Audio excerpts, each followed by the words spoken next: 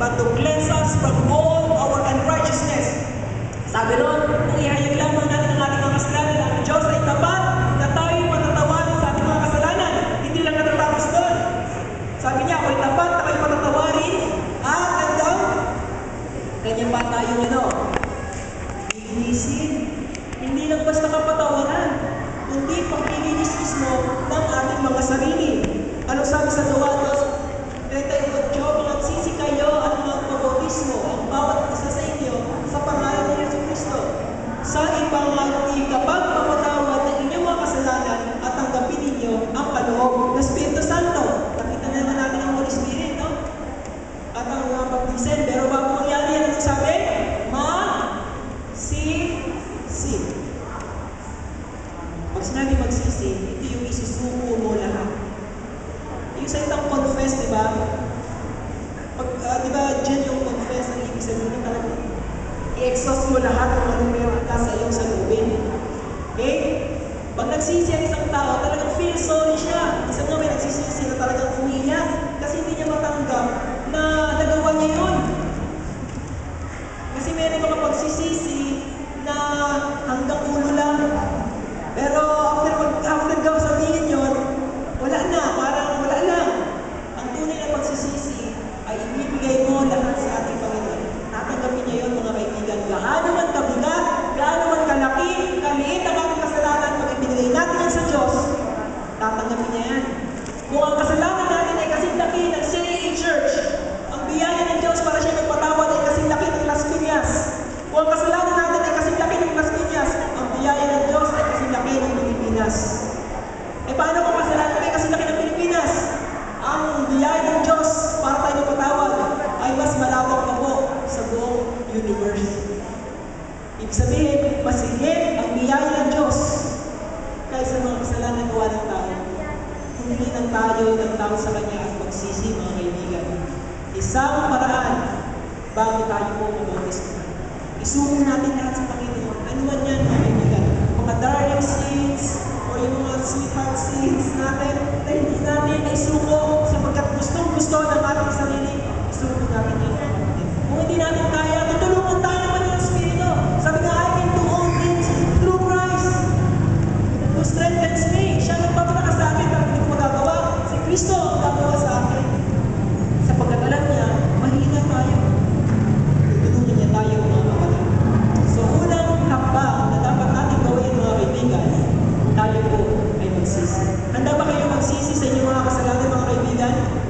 Handa po ba kayo magsisi sa inyong mga kasalanan? Huwag kayong mahiya sa Panginoon. Ano bang kasalanan, ibigay natin sapagkat siya ay tapat. Hindi siya katulad ng tao na kapag sinabi natin ng kasalanan natin, wala pang isang oras marinig na sa kabilang kanto kung ano yung ating kasalanan. Ang Panginoon, mga kapatid, once na i-confess natin ang kasalanan, nakarecord niya, buburahin niya ng ating Panginoon at sabi nga, ilalagay pa yan sa kailangan ng mga kapatid. Karagatan, symbolically. Ibig sabihin, kailangan, pag inihingi ng tawad natin ang ating kasalanan sa Panginoon, nililimutan ng Diyos ang ating mga nagawang kasalanan. Hindi kagaya nung nakita ni Martin Luther na sinabi doon sa kanyang panaginip na si Satanas lumapit sa kanya at sinabi niya, Martin Luther, ito ang mga kasalanan mo, isang rolyo, ang haba, hanggang doon sa dulo. Yan ang mga kasalanan mo. Nung nakita ni Martin Luther, parang wala na akong pag-asa. Pero sabi niya, may nalimutan ka, tingnan mo sa dulo. Tingnan pa doon sa dulo ng rolyo at nakalagay, forgiven. Ano man ang laki, haba na yung kasalanan, sa isang iklap lang, pag hindi mo sa Panginoon yan, mga kaibigan, magsisi ka, papatawarin ka ng Panginoon na para bang hindi ka nagkasala, inaari ka ng ganap ng ating Panginoon ng kanyang katwiran ay ibinibigis sa iyo. Ngayon, hindi na ako nakikita sa aking sarili, kundi ang katwiran ng aking Panginoon. Yan ang gagawin ng Diyos kung ihayag natin, mga kaibigan, ng ating kasalanan. Una pa, kayang magsisi. Ikalawa, maniwala. Mahalaga na maniwala. Sapagkat yan sinasabi sa Banal Kasulatan, di ba? Gawin silang alagad, ituro sa kanilang katwiran. So kung tayo po ay naniniwala na si Kristo yung Diyos, siya ang makapagliligtas sa atin, ano ba ang handa para hindi tayo magpabautismo? Ano bang sabi sa Banal Kasulatan? At sinabi ni Felipe, kung nananampalataya ka ng buong puso ay mangyayari.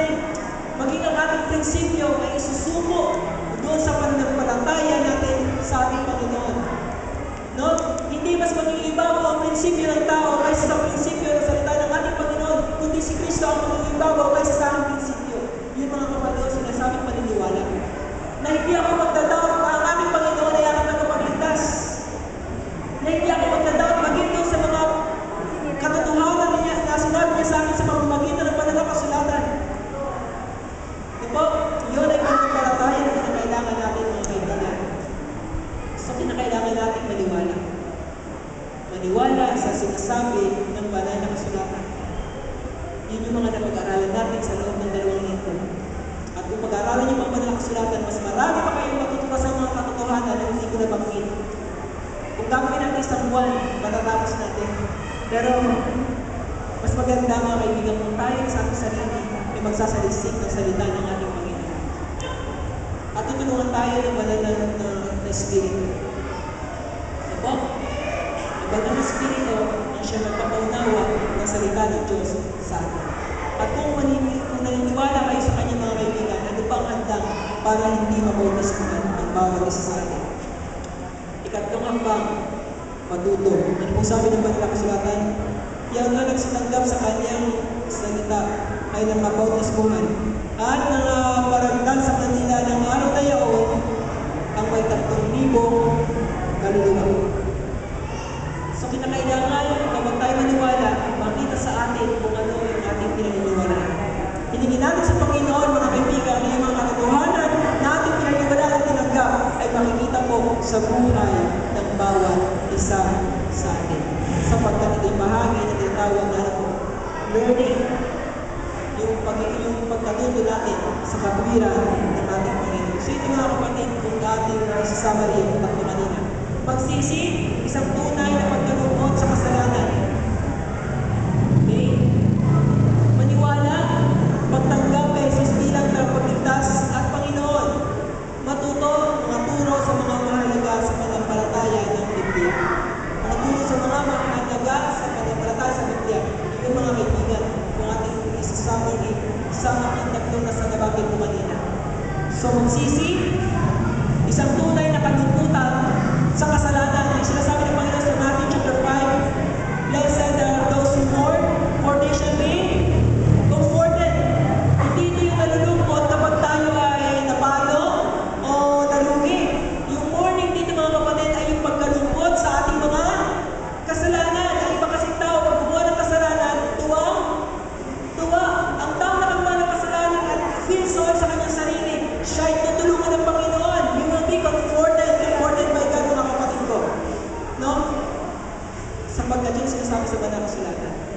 Maniwala, tanggapin niyo si Jesus bilang inyong personal na tagapagligtas at wala lang. No? At ang ikanto, sundin ang mga turo ng ating Panginoon. Nangangahulugan ba ang bautismo na ako ay magiging bahagi ng Iglesia ni Jesus? Ano po sabi sa Gawa, 47,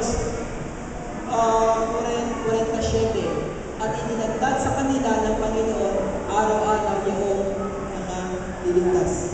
Sapagkat sa isang Espiritu ay binautismuhan tayong lahat. Nakita natin kanina may isang Diyos, may isang pananampalataya, at may isang bautismo. At nakita natin dito, balik tayo, at ininagdad sa kanila ng Panginoon araw-araw yung mga ligtas sapagkat isang Espiritu ay binautismuhan tayong lahat. Yes, mga kaibigan. Itinaragdag ng Diyos ang mananautismuhan sa mga tao na nampalataya sa Kanya. Ito mga kaibigan, at siya ang ulo ng katawan sa mga bagay ng Iglesia. Christ is the head of the church. At tayo naman ay ang Kanyang mga katawan. No? Ng ating Panginoon.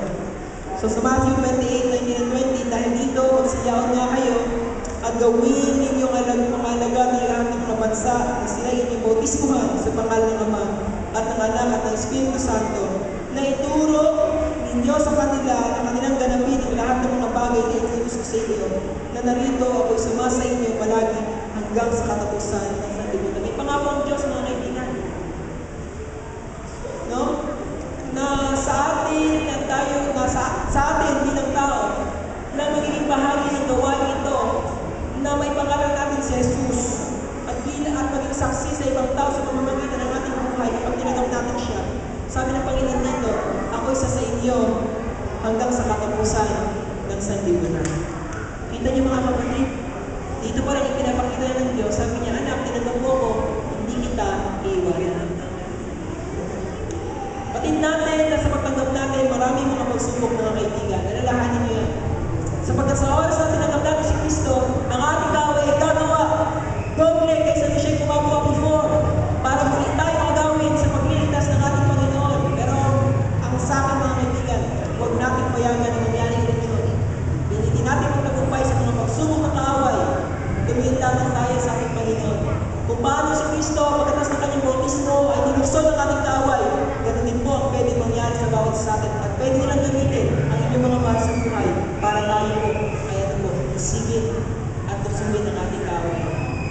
Kaya nga sabi ng ating Panginoon, sino mang magmahal sa kanyang mga magulang, kapatid ng bahay, lalaki, ay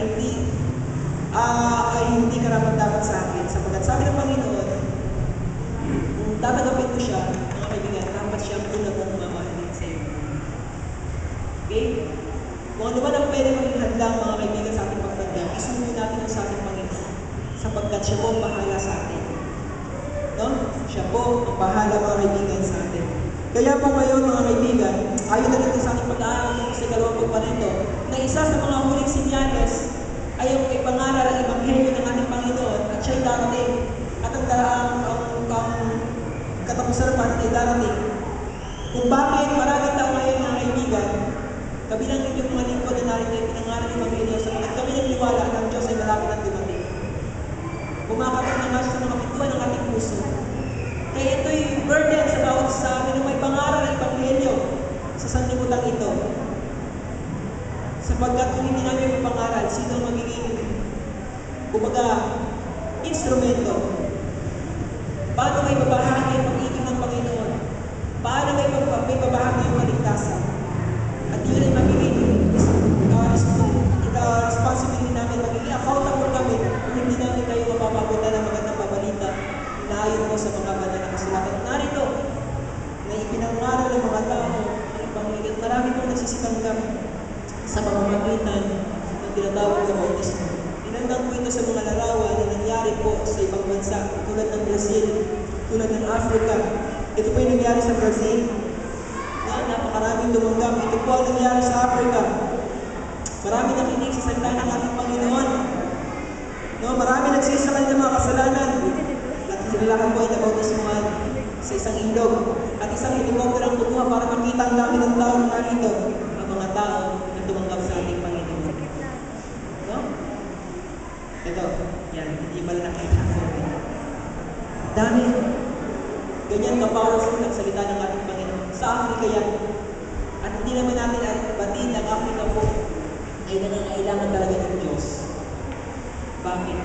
Sapagkat sa dami-dami na ng problema noon, parang nawawala sila ng pag-asa. May mga tribal wars, may mga famine, pagbagsak ng kanilang mga pamahalaan, nagugutom sila, lahat ng problema. At wala silang makapitan. At nung ipinakilala sa kanila ang Panginoon, yun ang naging pag-asa nila. Kaya napakaraming tumanggap sa Panginoon bilang kanilang personal na kapalitas. At marami sa mga Africans na nabaptize mga kapatid ngayon, mga missionary sila. Ang iba ay pupunta sa iba't ibang bansa para ipapagin ang Ebanghelyo. Mga missionary sila. Meron dito sa Philippines, may ilan dyan sa 1,000 missionary. No, sa Frontier Mission, sumasali sila para kaiyag lang ang Ebanghelyo ng ating Panginoon na pabutan ng bawat isa. Kaya mga kapatid, kung tanggapin niyo sa ang Panginoon bilang personal na kapagligtas, mararamdaman niyo yung burden na yun, mga kaibigan.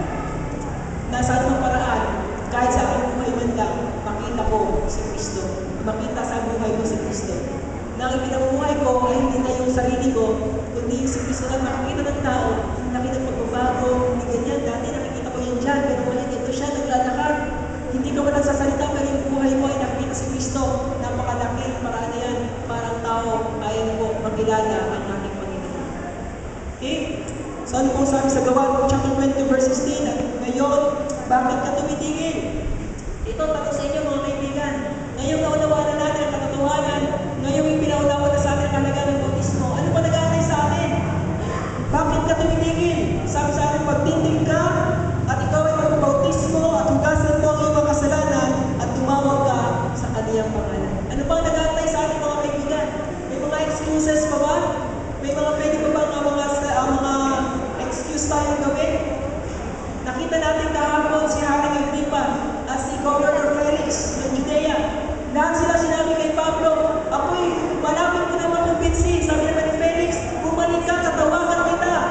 At sabi mo sa akin ng katotohanan na nangyari sa dalawang ito, kailanman hindi nila pinabalik si Pablo.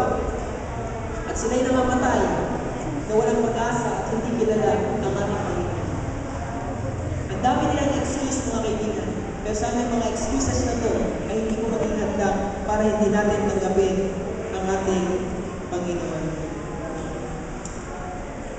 Siya po ang namatay na lupa, alang-alang sa atin. Siya po ang nagligtas sa bayan ng Israel nung binigay po yung tinatawag na kamatayan para yung unang iusalot na mamamatay ang mga panganay doon sa Egypt. At para makaligtas ang Israel, sabi ng ating Panginoon, kinakailangan nyo magpatay ng isang tupa, blameless, at ang kanilang dugo ay ilagay niya sa inyong doorpost sa tatlong bahagi sa taas at sa magkabilang bahagi ng pintuan. Specifically sa cross, kamatayan ng ating Panginoon. At sila mga nanatagpuan, mga kaibigan, ay nangaligtas at hindi nangamatay dun sa paros ng ating Panginoon. Ganyan ang gusto sabihin ng ating Panginoon, mga kapatid ko. Tandaan natin ang bawat isa ngayon. Sabi ng for the wages of sin is death. Ang death na tinutukoy dito, mga kapatid, ay hindi yung kamatayan na kung saan darating talaga lahat ng tao. Ang pinag-usapang death dito, mga kapatid, ay yung kabayanan na dapat panagutan ng kasalanan. Ito yung tinatawag na eternal damnation na mangyayari sa huling panahon. At ayon ng Panginoon, sabi nga niya na ang bawat isa ay mapahamak, kundi ang bawat isa ay magsisi. At narito, in-offer na ni Jesus Christ ang kanyang sarili. Diba, sa cross, ibinigay niya ang kanyang buhay. Sabi kasi, without the shedding of blood, there is no remission for sin. Kung walang pagbubuhos ng dugo, walang kabayaran sa ating mga kasalanan. Hindi sapat ang dugo mo, mga kaibigan, hindi sapat ang dugo nyo para tayo matawad sa ating mga kasalanan, kundi ang dugo na isang tagapagligtas na siyang lumalang sa atin, ang siyang naging sapat para ang bawat sa atin magkaroon ng pag-asa. Bibitawan pa ba natin ang pag-asa ito? Papakawalan pa ba natin ang kaloob ng kaligtasan ng ating Panginoon? Eh kung bitawan natin, paano kung hindi na ito dumating, mga kaibigan? At sabihin natin sa ulit, sana po at tinanggap ko na. Huwag nating hayaan, mga kaibigan, na itong kaligtasan na in-offer ng Panginoon ay bigla na lang makawala sa amin. And finally, hindi na natin maabot. Sa magandang panahon, sabi na, there are may hangganan lahat. May limitations lahat. Sinasabi na meron ganong uri ng limitation ng tao o yung tinatawag sa lahat ng ito ng first, pag tayo mamatay, there is no chance of salvation kapag tayo po ay namatay na makasalanan. Pero hindi ko ginajudge yung mga tao na mamatay. Pero sinabi ko at malinaw na kung tayo namatay na makasalanan, hindi nakapagsisi, wala nang chance para tayo po nakapagsisi pa. Hindi tayo pwede ipagsisi ng ating mga kaanak. Hindi tayo pwede ipagsisi ng ating mga kaibigan. Hindi sapat ang ilulunod ng mga indulgences para tayo po ay maligtas. Hindi, mga kaibigan. Sapagkat ang kaligtasan ay personal at yan ang magtanggap ko sa ating Panginoon. At hindi ba tayo nakaranas ng kamatayan, mga kaibigan ko? Dating panahon ng Panginoon ay tatapusin niya ang kasalanan. No? Ayaw man niya o hindi, talagang dapat matapos ang kasalanan sa sanlibutan at sarado niya ang pintuan ng awa. Paano sa panahon na yan ay patuloy pa rin tayo gumagawa ng kasalanan at ay sarado ng pintuan ng awa? Para sa wala ng Espiritu sa atin at hindi na kailanman kakatupag at malalaman nila at nakikita sa ating buhay na ipinabuhay natin at pinabuhay ng Panginoon kundi ang buhay ng sanlibutan. Kaya ba natin mangyari yung mga kaibigan? Ngayon, in-over na niya. In-over na niya ang pag-asa at buhay sa inyo at buhay para sa akin. Tanggapin na natin ito. Huwag na natin pakawalan. Kagaya po ng isang merchant na naghahanap ng isang mahalagang perlas at nung kanyang nakita ito, siya bumalik sa kanyang tahanan at pinagbili lahat. Lahat ng kanyang ari-arian at halos nawalan na siya. At kanyang binili ay isang napakalagang perlas. Sakripisyo sa kanyang bahagi. Magiging mga bagay na pwede mag-sustain ng kanyang buhay ay kanyang isinuko. Tanggapin natin yung perlas na yun. Ibig sabihin, mga kaibigan ko, ang mahalagang perlas na tinutukoy dito ay sumisigulo po sa kaligtasan ng bawat isa sa atin. Ay binibigay mo ng ating Panginoon. Ibibigay mo ba ang lahat alang-alang sa kaligtasan niya? Isasakripisyo mo ba lahat alang-alang sa kaligtasan? Siya nawa, mga kaibigan ko. Katulad ng isang batang lalaki na lumapit sa Diyos, isang batang mayamang lalaki.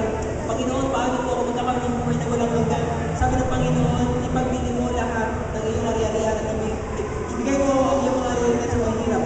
At ano nangyari? Hindi niya kaya at siya bumalik sa ating Panginoon. Ang kayamanan bang pwede pumunta sa ating pagtanggap sa buhay na walang hanggan?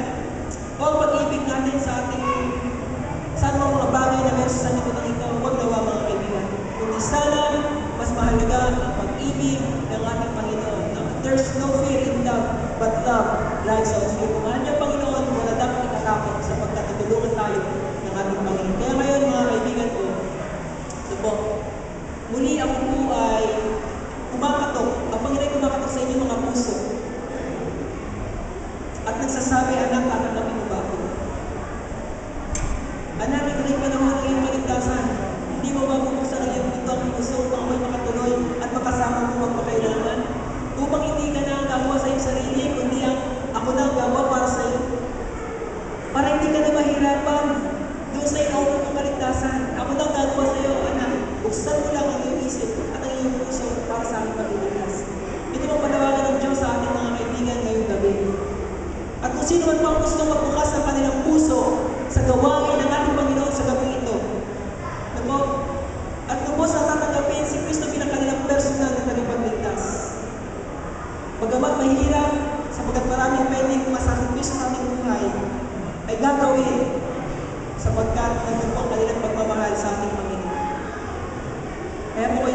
katotohanan sa gabi ito. Kung sino man po ang nais magbukas ng kanilang puso sa Panginoon, ay pwede po bang makitang tumayo at isuko ang kanilang sarili sa ating tagapagligtas sa oras na ito. Lahat po ng aming mga kaibigan na gusto buksan ang kanilang puso sa gawain ng ating Panginoon, pwede po ba kayo makitang tumayo? Diba? Upang kayo ay may panalangin, upang kayo po ay mainapit natin sa ating Panginoon. Ang langit po ay magagalak, mga kaibigan. No? Ang langit ay matutuwa sa isang kaluluwa na tatanggap sa Panginoon sa pamamagitan po ng bautismo bilang pagsuko ng kanyang puso sa ating Panginoon. Dumahan po natin ang ating Panginoon, gagawin po natin ang mga kaibigan. So kung sino man po sa inyo, mga kaibigan ko, ang nais na buksan ang kanilang puso at tanggapin ang ating Panginoon sa pamamagitan po ng bautismo, magsisi sa kanilang mga kasalanan at mga nakikita ng magbabagong buhay, ay niliyahan po kayo tumayo. Ako, mas maganda po kayo po yung lalaki po yun dito sa harapan upang ang bawat isa po sa inyo ay aking may panalangin din. Salamat po ng aming mga kaibigan na gusto po na nagpasya na para buksan ang kanilang puso sa ating Panginoon. Tanggapin nila sa Kristo ng kanilang personal na tagapagligtas. Ay amin po kayong inililahan. Nawa ito ang araw na ipaligtasan. Huwag po kayo matakot. Ang Diyos po bahala sa inyo sa mga kaibigan natin. Totoo po na pwedeng mag-aaral sa ating mga kaanak. Pwedeng mawalan tayo ng magpapaway sa mundo nito. Pero huwag natin itapon yun sapagkat ang Panginoon mismo ang siyang magbibigay sa atin ng kakayahan para magkaroon ng kalakasan at kapanagumpayan ng Panginoon. Sapagkat si Jesus Cristo, mga kaibigan, iniwan niya ang kanyang pagka-Diyos at nagkatawang tao at naging masunurin sa kamatayan na po dun sa krus. Ano po? So sa mga kaibigan po namin na nagnanais ko na tumanggap sa ating Panginoon bilang kanilang personal na tagapagligtas at nais buksan ang kanilang puso sa gawain ng ating Panginoon at tumanggap kay Kristo sa pamamagitan ng bautismo, pwede po ba kayo makitang tumayo at lumapit po rito upang kayo po ay aking may panalangin. Salamat po sa inyo. Salamat po sa pagpapasya. Alam ko po, pwede inalangin niyo ang kagabi. Nanalangin po kayo gabi. Kaya medyo mahirap, no? Sapagkat talagang iiwan sa libutan. Pero hindi na kailangan para sa ating Panginoon. At alalahanin po natin pagkatapos niya. Expect niyo po na may mga pagsubok. Pero huwag naman mangyari na pagsubok na yan. Ay siya rin po mag-iiwalay sa atin sa pag-ibig natin sa ating Panginoon. Sa halip, mas magiging matatag tayo at mas magiging matapang na harapin po ang mga pagsubok na yan sa atin. Meron pa po sa aking mga kaibigan na narito ngayon.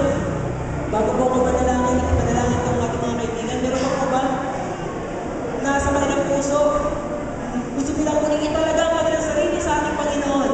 Na po hindi pa pukunin. Na sa kanilang puso gusto po nilang ipakita ang pag-ibig nila sa Diyos at sundin kung ano man po kalooban na sa banal na kasulatan.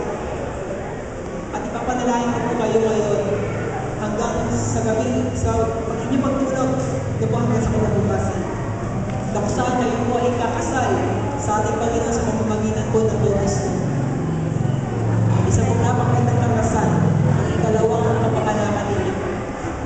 Unang kapakanakan ay pinanganak kayo sa pamamagitan ng tubig at ikalawa ay kapakanakan po sa pamamagitan ng ating mga magulang ikalawa ay sa pamamagitan po ng kapakanakan sa pamamagitan po ng tubig. Salamat po, kapatid. Tulungan po kayo ng ating Panginoon, tulungan tayo ng ating Panginoon sa oras na ito. At pagsikapan natin sa abot ng ating makakaya at sa tulong na rin ng Banal na Espiritu na ang pagtanggap po natin sa Kanya ay buo at hanggang sa Kanyang ikalawang pagpalit. Muli po, sa muling bahagi, muli po ako nananawagan kung meron pa po kayong mag-alala, kung po kayo manakit. Meron pa po mga kaibigan na nais tumanggap sa ating Panginoon bilang kanilang personal na tagapagligtas. Buksan ang kanilang puso para sa ating Panginoon. Meron po iba? Kaya mga kaibigan, bukas ay gagawin natin ang isang mahalagang at espesyal na gawain para sa mga tumanggap na ito para sa ating Panginoon. Sila bukas ay inulubog sa tubig upang tanggapin ang bagong buhay sa ating Panginoon at tanggapin po ang gawain na banal na Espiritu Santo. Inanayaan ko po na ang bawat isa ay yumuko para sa panalangin. Amang banal na makapangyarihan sa lahat. Sa gabi ito, salamat po sa panahon na ibigay niyo po sa amin na may bahagi ang mga katotohanan na mula sa banal na kasulatan. Narinig po, Panginoon, ang inyong mga anak na nagpasya sa kanilang mga puso na ipasama ang kanilang sarili sa inyong buhay.